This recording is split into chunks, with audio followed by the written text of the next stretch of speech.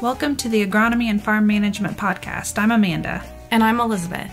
Thanks for joining us today. Welcome back to the Agronomy and Farm Management Podcast. We've had a lot going on this summer. It just seems like it keeps getting more and more interesting.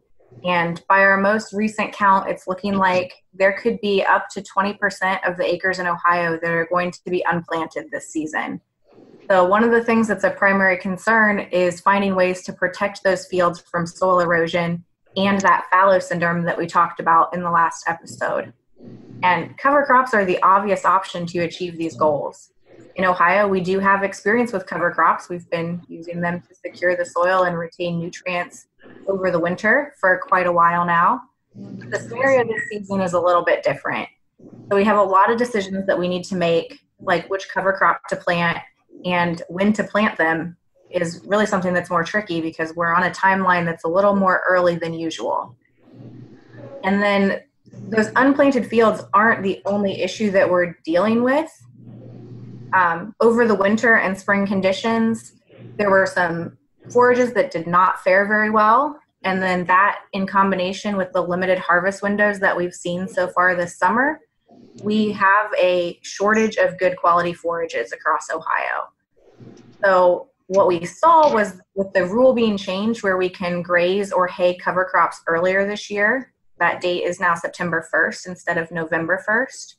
Many of you may be looking into cover crops that you could use that will serve a dual purpose. So not only cover those fallow fields for the summer, but also something that you can use as a forage this fall. So today we have Rory Lewandowski.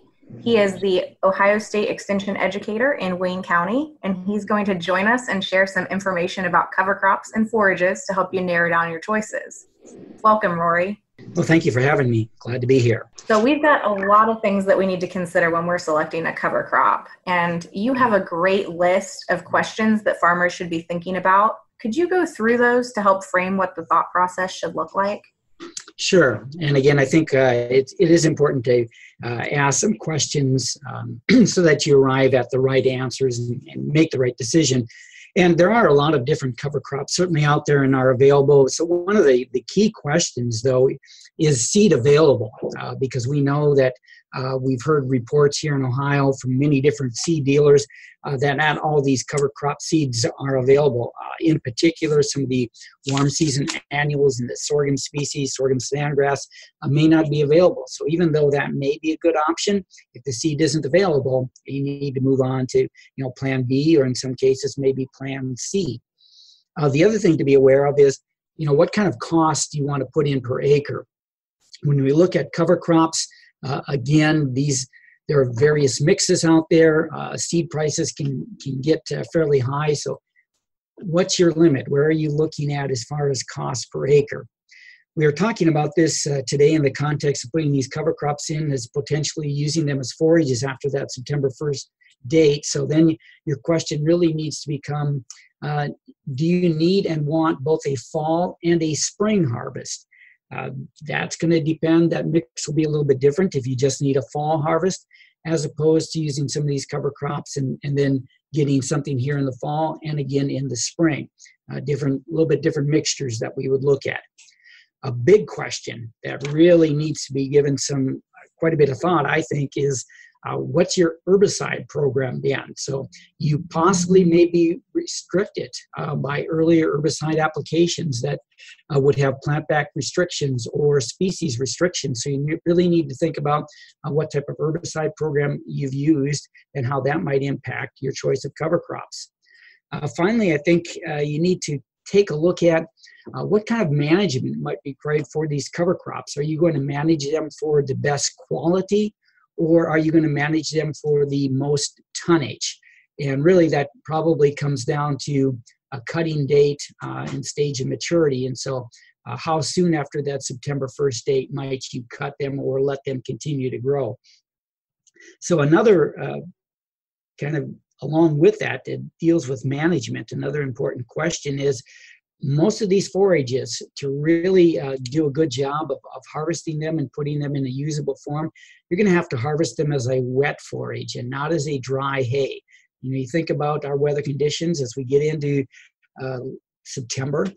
particularly if you're looking at mid or later September. And drying days are going to be hard to come by. So most of these will have to be harvested as a wet forage, a wet wrap like a bale H, or possibly chopped and ensiled. So are you set up to harvest that type of forage? Do you have a custom harvester that might be able to come in? And then a final question, if you're set up for this, could grazing be a possibility? And I bring that up just because we know that the cost of a stored feed as opposed to grazing that same feed stuff, it's about 3 times more expensive when we start adding in our machinery cost and mechanical harvest. So if you have the possibility to graze and use some of the technology there with portable fencing and solar chargers and portable water tubs, that might be another option, and would also open up some other potential species for you. So I think those are some key questions to take a look at to help you make a decision on what cover crop as a potential forage might be right for you. Yeah, that's some great information, and I think gives us a lot to think about. And you mentioned opening up different opportunities for species type. So when we look at those options, what are a few that you would suggest starting with? Sure. We hear a lot about the warm season annuals, but here we are, recording this on the 15th of July, and I think we're really getting to be late for some of these sorghum sedan grass, especially when we consider seed costs. But one option that is out there, and that is an exception this year made by the RMA, is that we can actually have late planted corn on those prevented plant acres, and that could be used both as a cover crop. It's allowed as a cover crop now, and then could be harvested as a grass silage. So that certainly would be one option. The advantage of course, using corn is that many of us are pretty familiar with corn. We feel comfortable with corn. We have the equipment to plant corn, and it may be the best fit in some of our fields because of earlier herbicide applications. So that certainly is a plus. Another plus is it is a warm season grass, and we probably still have some hot days ahead of us, and so it does have some fairly high yield potential. Work done in Wisconsin, where they did plant some corn by July 15th, they had forage yields that ranged from 3.5 to over 5.5 tons of dry matter per acre. So some pretty considerable amount of forages. The real caution here with using corn as a cover crop and then as a harvested as a forage is that it's not going to be a conventional corn silage.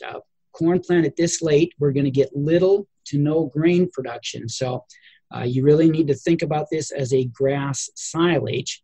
It's going to have a much lower energy content than our traditional corn silage, may ferment a little bit differently. Our fiber contents are going to be around 60%. And then the other challenge is really going to be getting it harvested. When we look at utilizing this, and it will be as an ensiled product, successful moisture content is really a key here. And by successful moisture, I mean we have to harvest at the right moisture content, somewhere in that 60 to 68% moisture. That is absolutely key. Outside of that range, and we really run the risk of just putting up junk and losing the crop. So the kicker is that before a frost, it's really possible that corn planted this time of the year, until it gets a frost, could very easily be at 80% moisture, way too high. So you're going to have to think about how to get that harvested. Now, if you wait for a frost, it'll dry down pretty quickly after that. You maybe have a 3 to 5 day window to get things harvested. Think about all the other corn silage that's going to be harvested that time of the year. Custom operators are going to be busy, so do you have the capacity or the arrangements that you can get it harvested?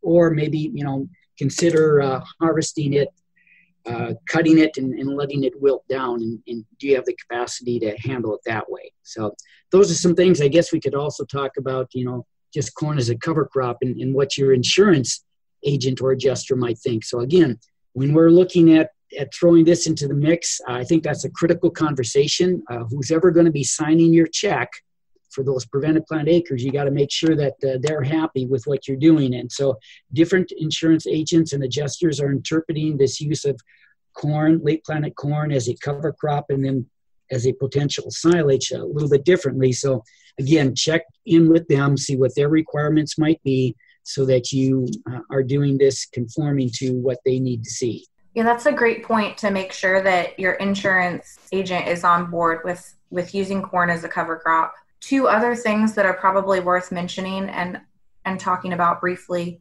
are making sure that your seed provider is all right with you using, if this is a GMO traded corn, using that as a non-conventional crop. There is some differences we've seen in how using corn as a cover crop is viewed if it is GMO. And so the other thing to keep in mind is whether or not that seed is treated. Rory, do you have any comments on what seed treatments or what seeding rates are appropriate? Yeah, so there's a couple of things. We had an earlier article in the corn newsletter that suggested that corn as a cover crop, if you're going to really try to use it that way, it should look a little bit more like a cover crop. So bump up your plant populations to over 35,000, ideally maybe in that 40 to 45,000. Again, narrow rows might be a suggestion, so we get canopy closure. Again, we're trying to protect that soil, get roots in the soil, build up soil quality. So if we're thinking about it as a cover crop, that might be something to be used. And then on your point, I guess, regarding seed treatments, we know that some of the seed treatments, some of the insecticides and fungicides used on those seeds, they have a legal limit on how many pounds of that particular material might be able to be applied per acre per year. And so if we know, how much was put on each seed, we can come up with a cumulative seeding rate per acre per year. And some of these seed treatments, again, especially if you're going back into a replant situation, you had corn in that field, it failed, now you want to put in corn as a cover crop and potential forage, you need to check that cumulative seeding rate. That may be your limit on how many seeds you can actually drop. So you do need to check with that. So again, be in contact with your seed reps and seed dealers and make sure that what you're doing conforms to what is allowed. Those are great points from both of you. I've heard mention of oats being a really good option. Any thoughts there? Amanda, that's a great point, because oats, we have a lot of experience with oats here in Ohio, more than 15 years. In fact, a lot of this early work with oats as a forage crop was done down in Fairfield County. And if you go on to the Beef Team website, or if you just type in, oats as a forage in Ohio, Beef Team, you're going to come up with that site, and you can get access to any number of articles there. But we know that oats planted later in the year, and so at this point, planting time really becomes a consideration. We don't want to plant too early. Oats planted, particularly in that early August time period, really does not act as a grain crop anymore. It's very sensitive to day length, and as those day lengths are decreasing, it's going to stay vegetative. It's going to have the leaf is going to be wider than it would as a grain crop, and it's going to stay in that vegetative stage. So it makes it really a good forage at that point. It's also, we know that oats, maybe, again, if we go back to that earlier question, how much do you want to spend per acre? It may be our most economical option. So oats, I know Stan Smith down in Fairfield County has been in conversations with seed suppliers, and these oats, mainly we're going to look at using feed oats as the seed source here. A lot of that comes in from Canada. In Stan Smith's conversations with folks, there's no shortage of seed. We would expect that seed cost to be somewhere in that $15 to $22 per hundredweight range. If you plant 60 to 90 pounds an acre, you can see, again, it's a fairly economical option. And plant it early August, depending when you take that harvest in. You could harvest as early as 60 days after planting. You could go out 90 to 120 days. Your tonnage is going to vary anywhere from probably 3 up to possibly as high as 5 tons of dry matter per acre. So really a good option there. And if you add some nitrogen in, you can help to boost the crude protein content of that oats as well. So I think oats really is something we need to look closely at. Again, we have a lot of experience. There's a good article written by Al Geyer from Sandusky County in the Stan Smith in that corn newsletter. And then on the Beef Team website, that article is posted as well. Gives you a lot of information and background on how to use oats as a forage crop and what some other considerations might be. But I think we really, if you're looking to use a cover crop and as a forage, this is a good way to get started. So really give some hard consideration to oats. So how do you feel about annual ryegrass? Yeah, that's an interesting question, Elizabeth, because for many, if you bring up annual ryegrass, it's going to raise some flags. Some people are going to just flat out turn and walk away from it. But I think annual ryegrass needs to be considered in our conversation here. It does a nice job, certainly as a cover crop. We're going to get, cover the soil. We're going to get that leafy growth. We're going to get tremendous root growth in the soil, so it's going to help from that standpoint. And then we're going to use it a little bit different. We want to use it, again, as for the forage option. And I think that's what maybe makes it a little more attractive here than as a straight cover crop, where we'd be looking at really early termination in the spring of the year, because that's where we can run into some problems terminating ryegrass as a cover crop. What I'm suggesting here is that we can use this, putting ryegrass in, and it fits back into that one of those earlier questions. If you need a forage that will give you, or a crop that will give you forage both in the fall and the spring, ryegrass will do that. Some of the benefits, it has pretty rapid emergence, pretty similar to oats in that regard. So plant it early to mid-August. We really think that you can expect anywhere from a ton to maybe a ton and a half of dry matter per acre, harvested somewhere in that 60 to 80 days after planting. And then the benefit is you could get another 3 tons or possibly more the following spring through early summer. And you could have a harvest cutting schedule every 25 to 30 days. So that gives you some benefit there. Now, some keys to making this work. If that spring harvest is really important to you, you want to make sure you choose varieties with good winter survivability. And Mark Schultz, our extension forage specialist, has done some good work on this. If you go to the performance trials and look at the annual ryegrass variety trials, you're going to see that we've got varieties that have winter injury ranging from as low as maybe 5% all the way up to more than 60%. So you have to choose the right variety. The other reason I like annual ryegrass in this scenario, again, if you need both the fall and spring, is that we're going to take 1 or 2 or maybe even more harvest in the spring of the year. So if you're thinking about putting in corn silage, so planting corn a little bit later, or maybe soybeans planting a little bit later, that allows you to take those harvests, and then at that point, we're into warmer weather. Our herbicides are working better. We're going to get typically a better kill on taking that annual ryegrass out as those temperatures warm up. So I think it works in that type of planting situation. Solves our need for a cover crop, solves our need for a good forage source, and then gets around that maybe concern that we have with terminating that cereal that annual ryegrass. I should mention also that most of these annual ryegrasses, if let go, are going to play out just naturally by themselves, probably by early July anyway. But again, I do think that it's something that's going to work for some people. So one tool that I think is pretty neat is the Midwest Cover Crop Council Cover Crop Selector Tool. You can put in your county and it'll give you a calendar of when you can plant some of these cover crops, their survival rate. So if people aren't familiar with that, I'd like to direct them there so they can see the options they have, especially if you do have crops in the ground and you're looking to get into cover crops after harvest and the options start to slim down somewhat. Yeah, that's a good point. That is a good tool that people can utilize. And as you mentioned, if you're looking at, you've got a good stand of crops and now you're just looking at a cover crop, that'll give you some options. But certainly as we get later in the year, we start looking at some of those cereal rye, or maybe even, we still could put some combinations. Winter cereal rye works very good, and maybe in a combination with even some forage peas or maybe a crimson clover, depending on your planting date. But yeah, that's a great tool to take advantage of. So this has been a pretty quick look at a few of the options. If you're interested in learning more, Rory has recorded a webinar that goes through a lot more options for using cover crops as forages with a lot more detail. So if you're selecting a cover crop and you want to be able to maximize forage yield and quality, or maybe find the right balance of the two, I highly recommend you check out that webinar. You can find it at go.osu.edu/AgCrisis under the webinar tab.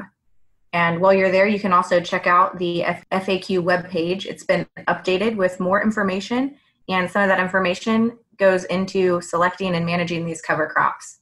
And that's at that same link. So thank you so much, Rory, for joining us today. I think this was very informative and very helpful. Well, I appreciate the invitation. Thanks for listening to the Agronomy and Farm Management Podcast. Join us again in 2 weeks for our next episode.